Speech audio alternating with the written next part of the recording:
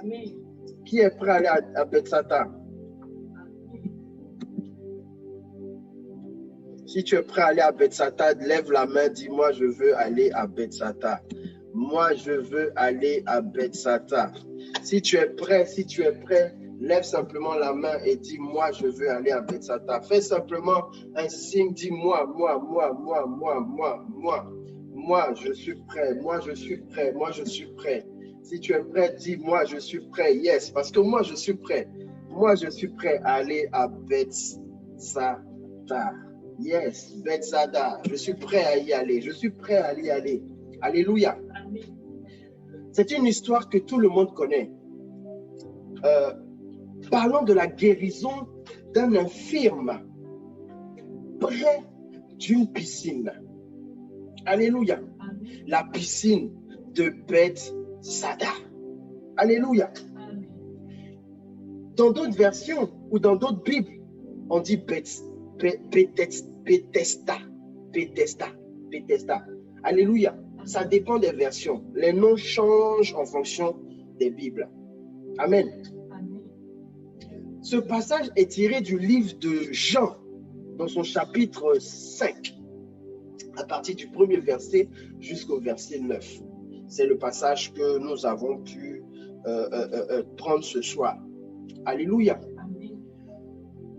Vous allez vous rendre compte que dès les premiers moments de ce chapitre, ce passage nous montre que Jésus arrive dans une ville. Jésus arrive à Jérusalem. Alléluia. Je veux dire à quelqu'un, tout va commencer dans notre vie lorsque Jésus va y entrer. Lorsque Jésus sera réellement présent dans notre vie. Voyez, la Bible, en Jean 5, le premier verset dit qu'il y a eu une fête. Les Juifs étaient en fête et Jésus est monté à Jérusalem. Vous voyez que plusieurs personnes pensent que la vie chrétienne est une vie de tristesse. Parce que je suis devenu chrétien, je ne dois plus me réjouir. Je ne dois plus m'amuser. Plusieurs pensent même que fêter est synonyme de païen et que c'est le monde des païens qui fête. Ils sont donc, c'est devenu chrétien, du coup leur vie devient triste, morose. Ils veulent tellement montrer à Dieu qu'ils ont changé qu'ils finissent par s'enfermer dans une vie triste. Jésus est rentré à Jérusalem et il y avait une fête. Peut-être qu'il s'est même assis à cette fête-là. Peut-être même que Jésus s'est réjoui. Qui a dit que parce que nous sommes devenus chrétiens, nous ne devons plus rire? Ça me fait penser à certaines personnes quand on va à la communion. Tu vois le visage est né de... Comme si... Quand tu arrives à l'église, même tu regardes des chrétiens, quand tu regardes même, tu dis, mais bien aimé, je n'ai pas envie d'être chrétien si c'est pour regarder des gens si tristes. La partie même qui m'énerve, vous savez la partie qui m'énerve même, c'est la paix du Christ. C'est une paix du Christ remplie de mensonges et de fausseté. Des gens mentent. Juste parce que le Père a dit paix du Christ, donc on se regarde. Et maintenant, on ne se touche plus là même c'est grave. Tu sens même que la personne n'a pas envie de te saluer, mais bon, comme on a dit la paix du Christ là. Oh, le Père a dit, la Bible dit, il faut enlever dans ton cœur là. Avant. Bien aimé. Est-ce que devenir chrétien, c'est synonyme de devenir triste? Il y avait une fête des Juifs et Jésus monta à Jérusalem. Alléluia. Alléluia. Qui nous a dit que parce qu'on est devenu chrétien, on ne doit plus rire, on ne doit plus s'amuser, on ne doit plus avoir de moments de réjouissance? La différence entre le chrétien et le païen est que la réjouissance du chrétien est saupoudrée de Jésus. Il y a certaines choses qu'on ne peut plus faire maintenant, mais on peut toujours se réjouir. Alléluia. Si se réjouir, c'était aller en boîte, Le chrétien ne va plus aller en boîte. Mais tu peux danser chez toi. Tu peux danser chez ton frère. Tu peux danser à l'église. Tu peux danser. Mais si tu es un chrétien, si c'était toi danser qui te plaisait, si tu es un chrétien et que tu ne danses plus, tu dis j'ai rencontré Jésus, je ne danse plus, ben bon. Comment tu fais à l'église? C'est pourquoi vous voyez à l'église, les gens sont assis. Pendant qu'il y a la louange, ils sont assis. Parce qu'ils ne se réjouissent plus. Ils ne se réjouissent plus.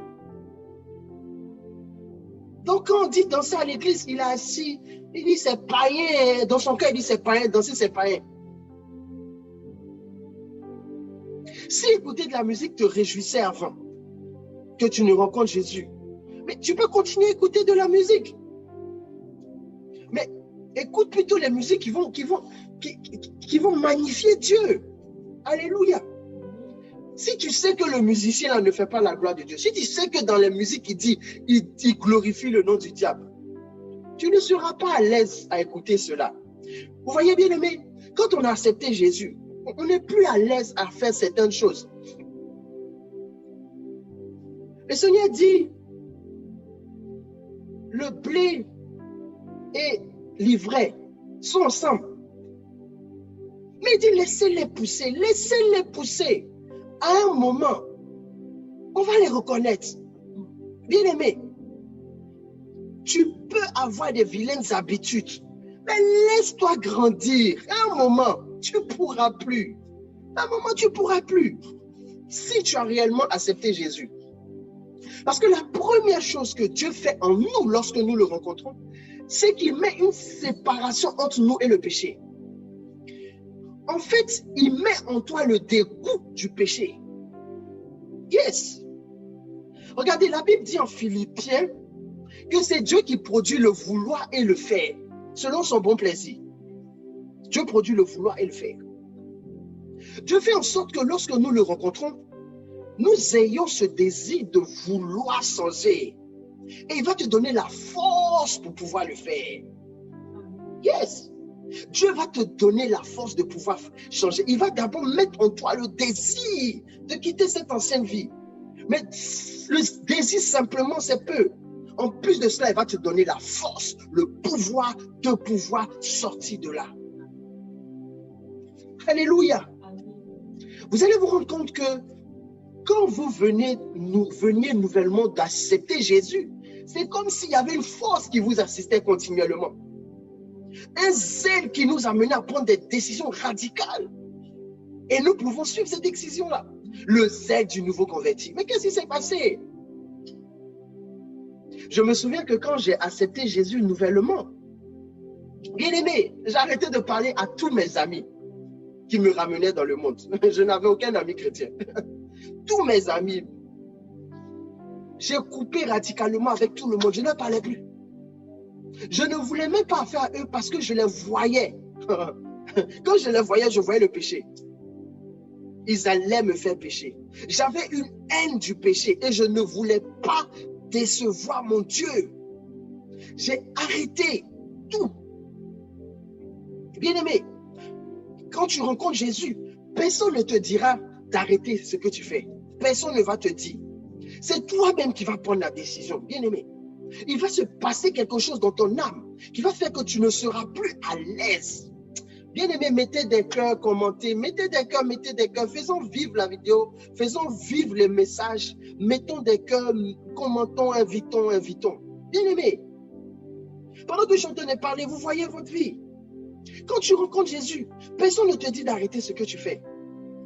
C'est toi-même. Il se passe quelque chose en toi qui fait que tu n'es plus à l'aise avec les choses du monde.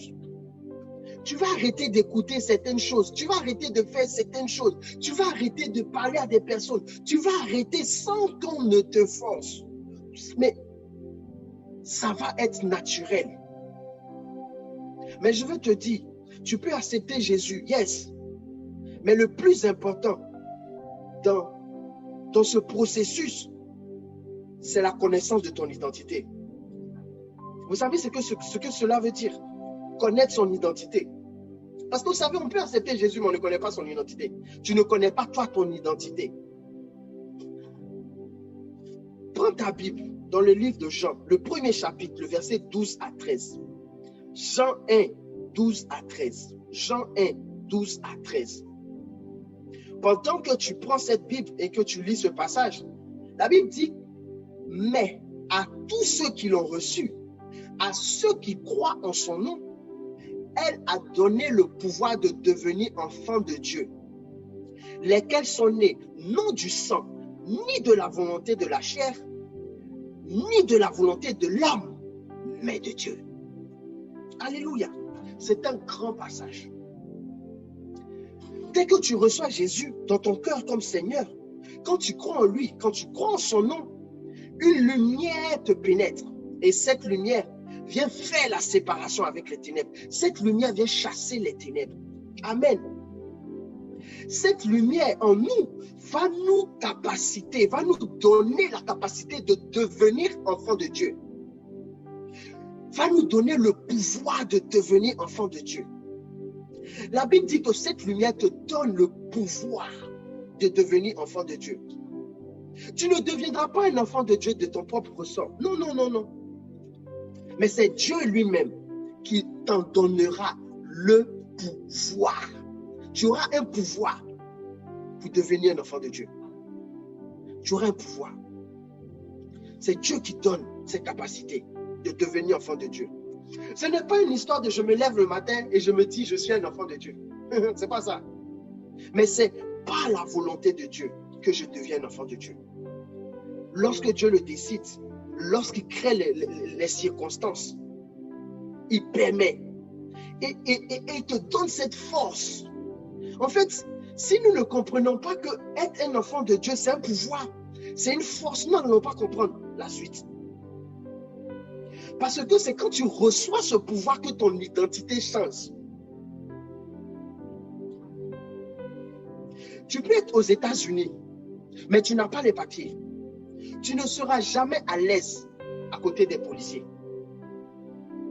Est-ce que vous me comprenez? Pourtant, tu es aux États-Unis. Hein? Tu peux être aux États-Unis des années, mais chaque fois que tu vas voir la police, parce que tu n'as pas tes papiers, tu ne seras pas à l'aise. Mais si tu as tes papiers, tu verras les policiers, rien ne va changer. Pourquoi? C'est une histoire d'identité. C'est une histoire d'identité.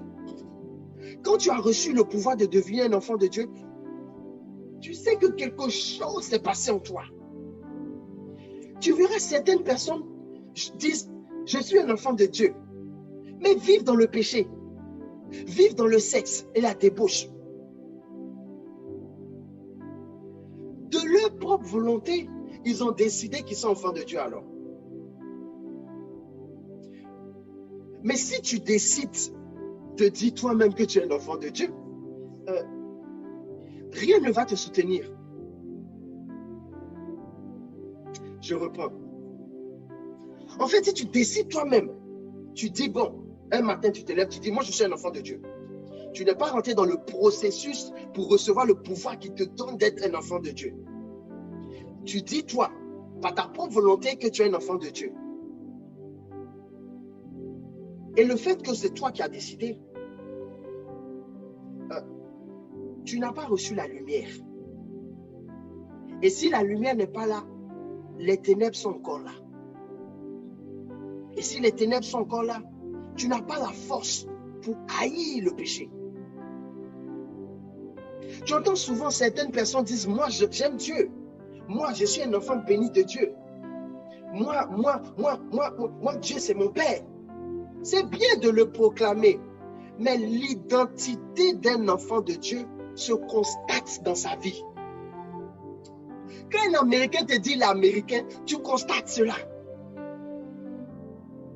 Son identité est visible. La Bible dit dans le livre de 1 Jean, le chapitre 3, le verset 9. 1 Jean 3, 9. Quiconque est né de Dieu ne pratique pas le péché. Parce que la semence de Dieu demeure en lui. Et il ne peut pas pécher. Parce qu'il est né de Dieu. C'est fort cette parole-là. Quiconque est né de Dieu ne pratique pas le péché. Si tu es véritablement né de Dieu, si tu es un véritable enfant de Dieu, tu ne peux pas pratiquer le péché. Ce qui veut dire que tu ne peux pas vivre dans le péché. Tu ne peux pas pécher. Cela, en fait, si péché ne te fait rien, si repécher ne te fait rien, si repécher ne te fait rien, si ça ne te dit rien, c'est pas possible. La Bible dit, la semence de Dieu demeure en quiconque est né de Dieu. Alléluia.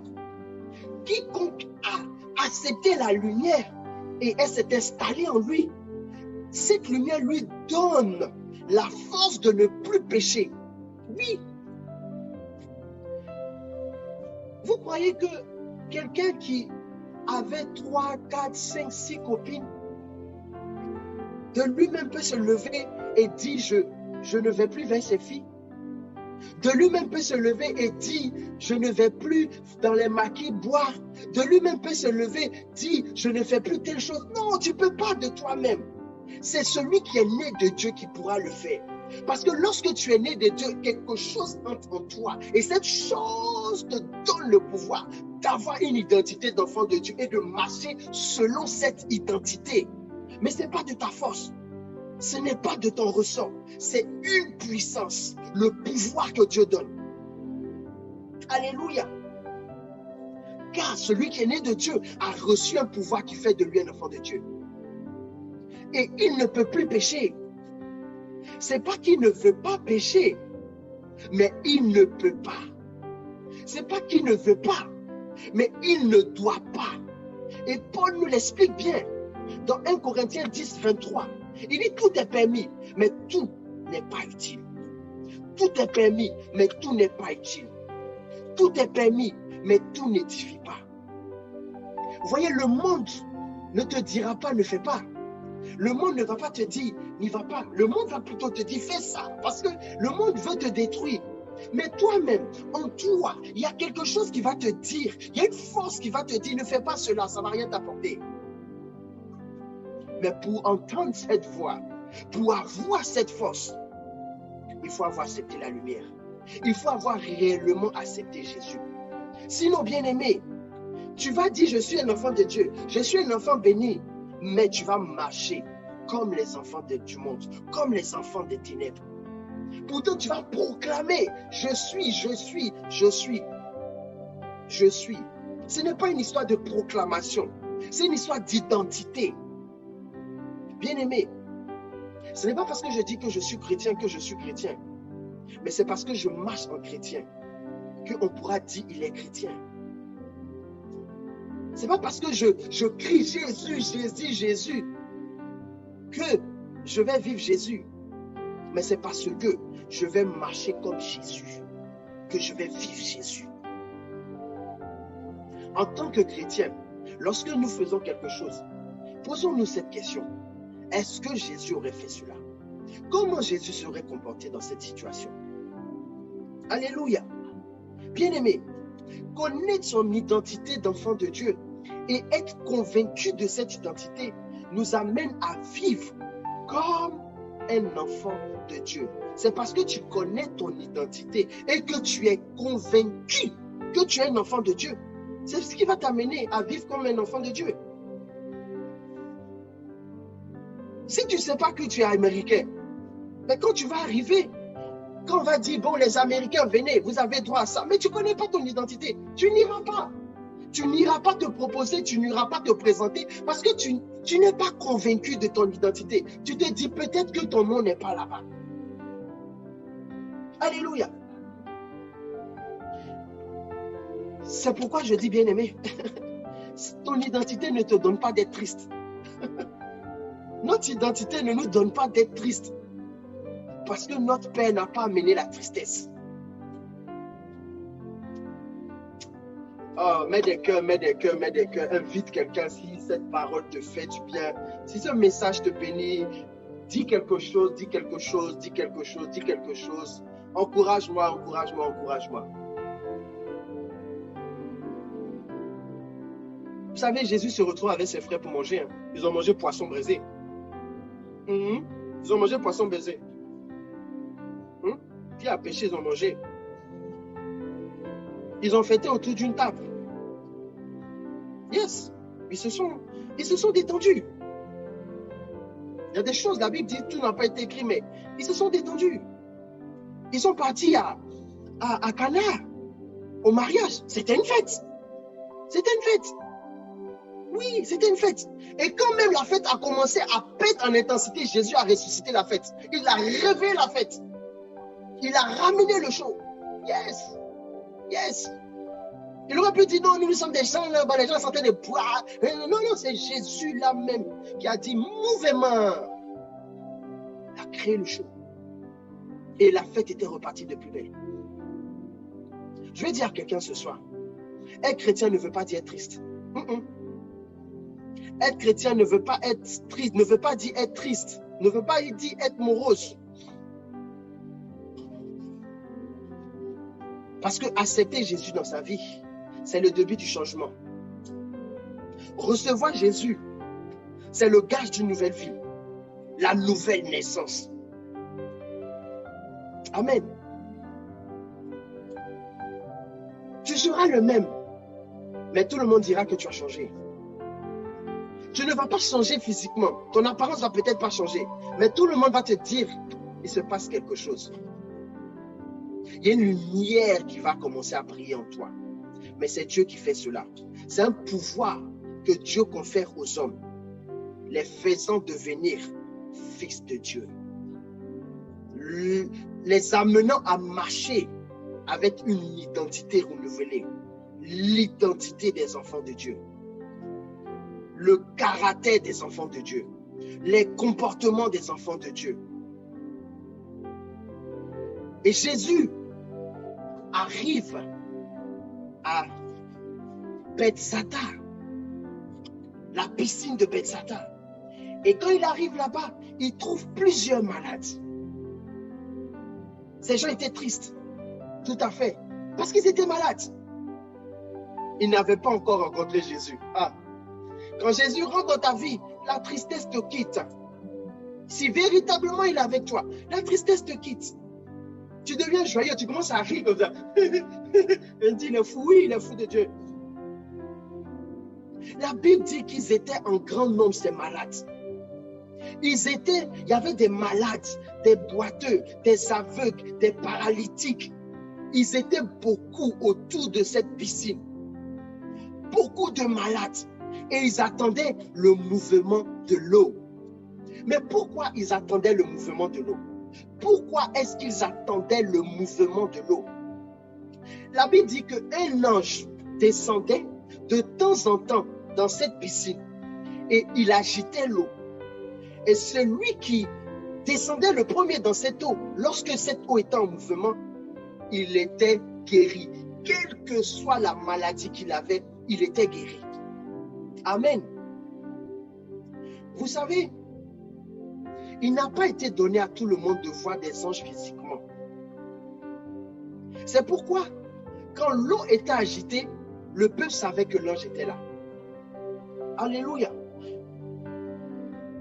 Eux, ils ne voyaient pas l'ange, mais ils voyaient la piscine bouger. Quand ils voyaient l'eau de la piscine, ils savaient que quelque chose de surnaturel était en train de se faire. Et du coup, le premier qui rentrait dans cette eau-là, il recevait le pain de l'ange. Parce que l'ange descendait pour se laver. Et lorsqu'il se lavait, l'eau en même temps bougeait. Et quand cette eau bougeait, celui qui allait descendre dans cette eau-là allait être lavé par cet ange en même temps. Et tout mal qu'il avait va disparaître. Peu importe le mal. Peu importe le mal. Vous savez, la présence des anges apporte le miracle. Et ces personnes savaient que quand l'eau bougeait là, c'est qu'il y avait une présence qui apporte le miracle. C'est pourquoi toutes ces personnes étaient autour de cette piscine en grand nombre, attendant que le mouvement de l'eau, que l'ange puisse les toucher. Amen. La Bible dit que l'ange venait de temps en temps. Il ne venait pas tout le temps. Mais puis, vous voyez, quand pire, c'est que quand il venait, David dit que le premier qui allait descendre, c'est celui-là qui allait être restauré. Ce qui veut dire que quand l'ange vient, c'est seulement une personne qui reçoit la restauration. L'ange déjà ne vient pas tout le temps, il vient de temps en temps, mais quand il vient, c'est seulement une seule personne qui est restaurée. Voici pourquoi ils étaient beaucoup autour de la piscine. Le monde affluait, le monde venait, et quand il y avait le mouvement de l'eau, c'était une seule personne qui allait être guérie. Et Jésus arrive, il trouve un infirme près de cette eau. Et il apprend que cet infirme-là est là depuis 38 ans. Ça fait 38 ans que cet infirme-là essaie d'être visité. Ça fait 38 ans qu'il souffre. Je veux poser une question à quelqu'un ce soir. Depuis combien d'années tu souffres? Depuis combien d'années souffres-tu? Jésus, quand il est arrivé au bord de la piscine, il a su que ce monsieur-là, cet infirme-là souffrait depuis 38 ans. Jésus sait aussi. Quand il rentre dans ta vie, Jésus sait aussi. Jésus sait que tu souffres depuis 2 ans, depuis 5 ans, depuis 10 ans, depuis 20 ans. Jésus le sait. Et ce soir, je veux parler à quelqu'un. Je veux parler à quelqu'un. Veux-tu être guéri? Cet infirme souffrait depuis 38 ans. Mais par le procédé, sinon, par cette rencontre, il y a une grande leçon qui fait que pourquoi est-ce que nous souffrons depuis 2 ans, 5 ans, 10 ans, 20 ans?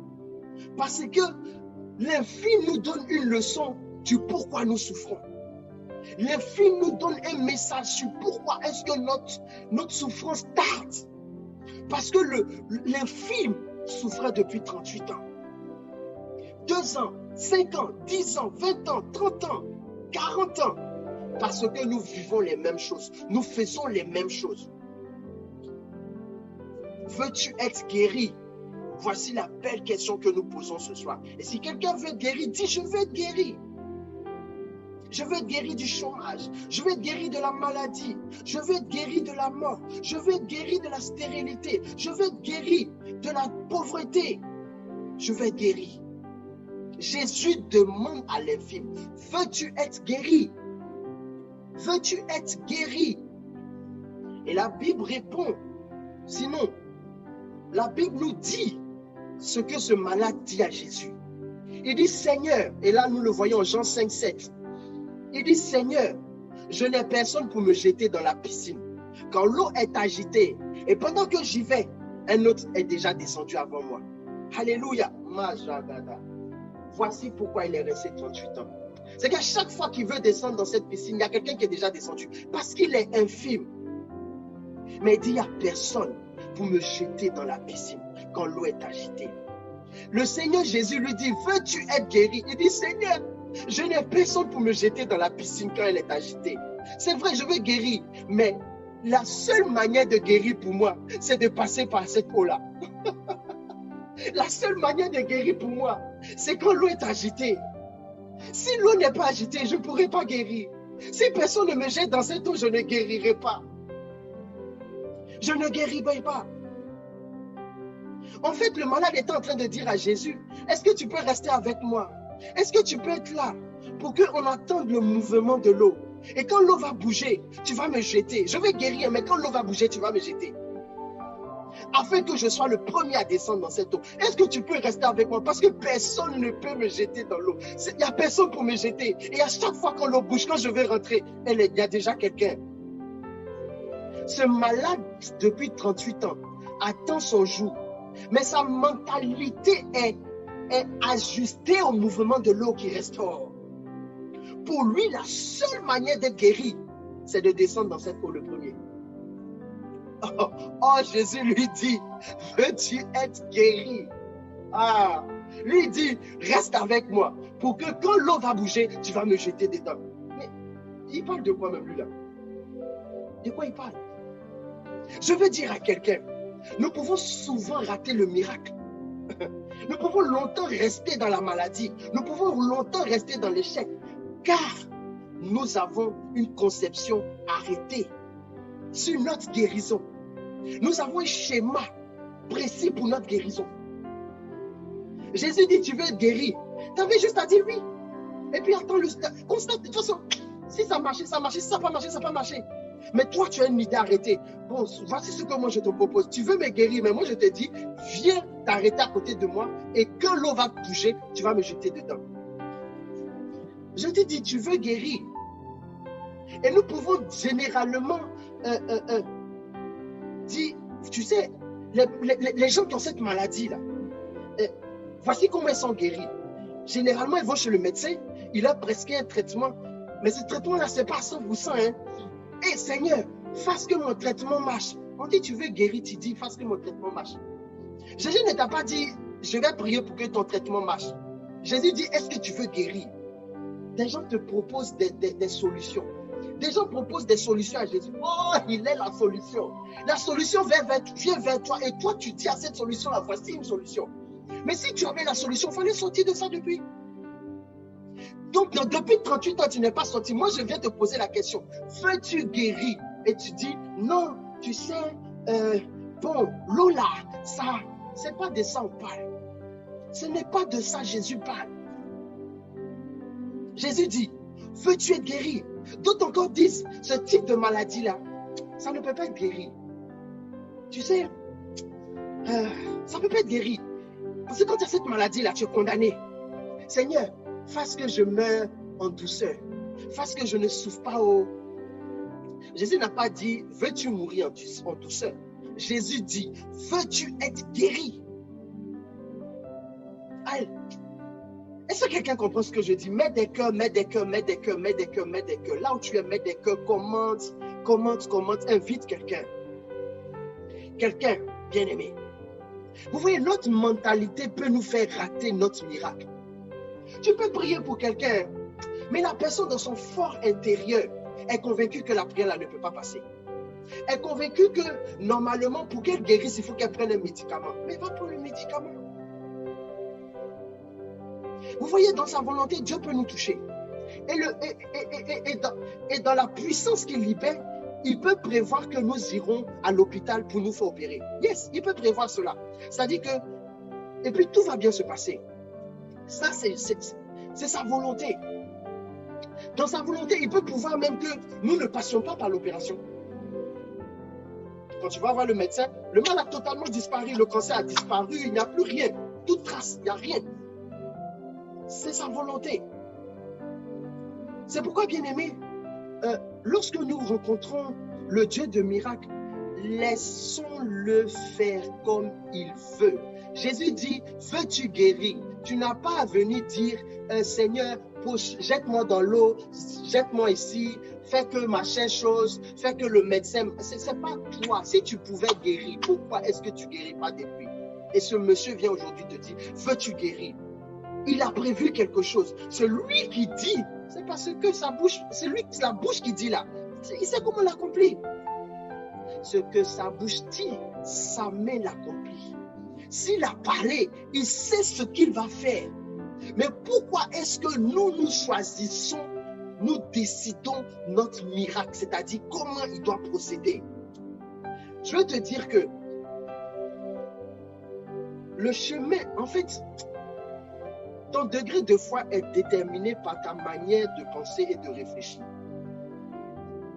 Si tu dis que c'est pas possible à un tel niveau, Dieu ne pourra pas. Il ne pourra pas outrepasser ce que toi tu crois. Jésus veut guérir l'infirme maintenant. L'infirme dit attendant le prochain mouvement de l'eau. Ils ne sont pas sur la même longueur d'onde. Alléluia. L'infirme veut que Jésus reste avec lui pour le prochain mouvement. S'il savait qu'il y avait plus grand que cet ange qui agitait l'eau, s'il savait que celui qui était là était plus que cette eau qui était agitée, Jésus est le torrent qui restaure. En Jésus, nous n'avons pas besoin d'attente. C'est sa volonté. C'est sa volonté que l'eau soit agitée. Les anges qui venaient, c'était les anges de Dieu. C'est la volonté de Dieu qu'il y ait la guérison. Il dit, ceux qui croient en lui imposeront les mains aux malades. Et les gens guériront, les malades guériront. Oui. Vous devez croire en cela, c'est biblique. Dieu guérit les maladies. Amen.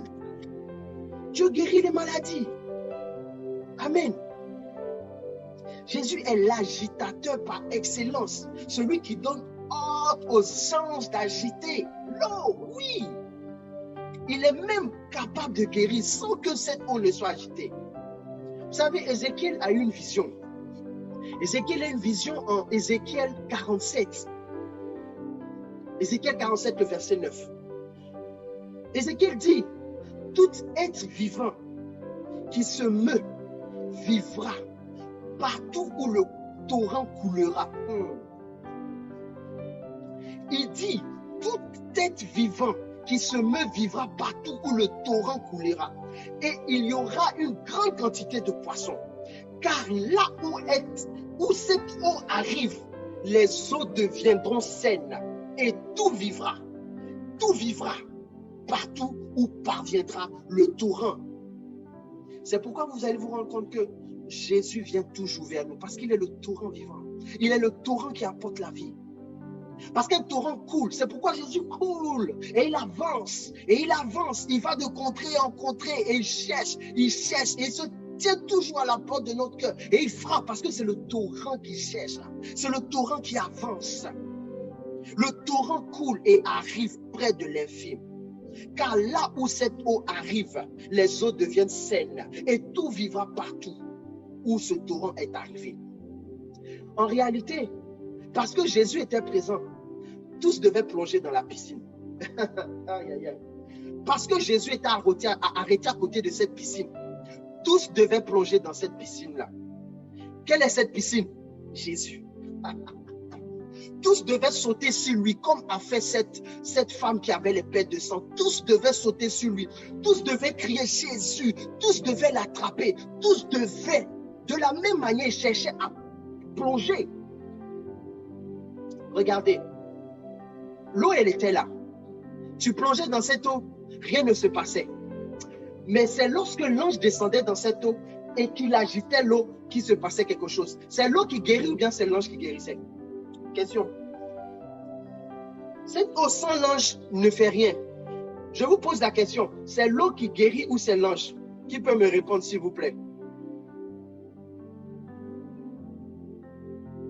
Mettez des cœurs et répondez à cette question. Qui guérit? C'est l'eau qui guérit ou c'est l'ange? Alléluia! La présence de Jésus dans ce lieu. Vous voyez, c'est la présence de l'ange qui faisait que la guérison était là. Du coup, Jésus, qui marchait avec 72 000 anges, sa présence, tu sautes sur lui, la guérison était constatée. Une seule femme a attrapé son habit, elle a été guérie. Ça veut dire que parce que ce torrent-là était présent, il est plus grand que cette piscine. Ceux qui plongeaient dans cette eau vive, Magada, ceux qui attrapaient cette eau vive, avaient la vie, avaient la santé. Et je veux te dire ce soir, bien-aimé, si tu attrapes Jésus, si tu réussis à attraper Jésus, de la même manière l'ange agitait, je dis parce que Jésus est là, l'atmosphère est agitée. L'atmosphère est agitée. L'ange agitait l'eau, mais Jésus, lui, là, il agite l'atmosphère. Parce que depuis qu'il est venu, la terre est agitée. Depuis que Jésus est descendu sur la terre est agitée. Et la terre languit, la terre cherche. Alléluia, cet agitateur. Jésus était présent. Ils devaient tous plonger. Mais ils n'avaient pas. De la même manière, la Bible dit, la lumière était là, mais ils ne l'ont pas reçue. La lumière était là, mais ils ne l'ont pas vue. La lumière était là, mais ils n'ont point sauté sur elle. Ils étaient bloqués sur la piscine.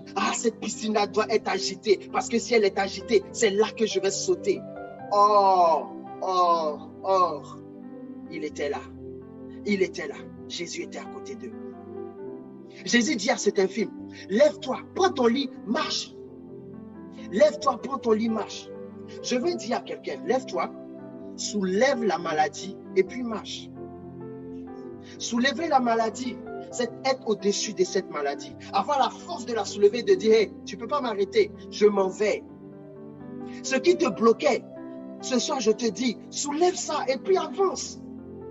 Si tu n'arrivais pas à marcher, tes béquilles qui étaient la preuve vivante de ton infimité, soulève-les, lève-toi, marche.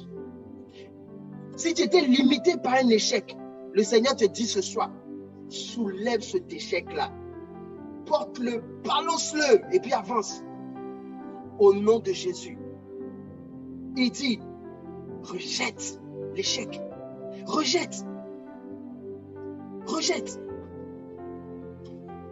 Amen. Et la Bible dit, aussitôt, aussitôt, dis à ton voisin aussitôt. Dis à ton voisin aussitôt. Aussitôt, il n'a pas dit dans 5 jours, il n'a pas dit dans 20 jours, il n'a pas dit dans 30 jours. Il dit aussitôt, cet homme fut guéri. Il ne resta plus couché. Il fut debout. Parce que l'homme qui rencontre Jésus, la gloire de Dieu hante. Oh, la gloire de Dieu, c'est l'homme debout. Ce qui lui permettait d'être couché, cet homme le souleva et il s'en alla. Je veux dire à quelqu'un, la preuve de la maladie, la preuve du célibat, la preuve de la stérilité, la preuve du chômage, la preuve de l'échec dans ta vie sera la preuve que Jésus est passé par là. Tous ceux qui ont vu le film l'ont vu avec son lit. D'habitude, il était couché au bord de cette piscine. Mais quand ils l'ont revu, après le passage de Jésus, il avait ce lit-là dans sa main. La preuve de son infimité était dans sa main. Oh, victoire, victoire, victoire. Je veux crier victoire. Est-ce que quelqu'un peut crier victoire? La preuve de ton échec sera dans ta main. Victoire. Tous ceux qui ont vu le film avec son lit en main ont su que quelque chose s'était passé. Ils ont su qu'il y avait eu un mouvement. Je dis ce soir, tout le monde saura que quelque chose s'est passé. Parce que ceux qui se moquaient de toi, bien-aimé, finalement, ce qui faisait qu'on se moquait de toi, finalement, va annoncer ta restauration. Ah, quand ils l'ont vu avec le lit, ils ont dit, hé, qu'est-ce qui s'est passé? Qu'est-ce qui s'est passé? Je dis, c'est de toi qu'on parle. On va te dire, mais qu'est-ce qui s'est passé? Alléluia. Qu'est-ce qui s'est passé? Est-ce que quelqu'un veut prier ce soir? Si tu veux prier, dis simplement, Seigneur, je te dis merci pour cette parole que j'ai entendue.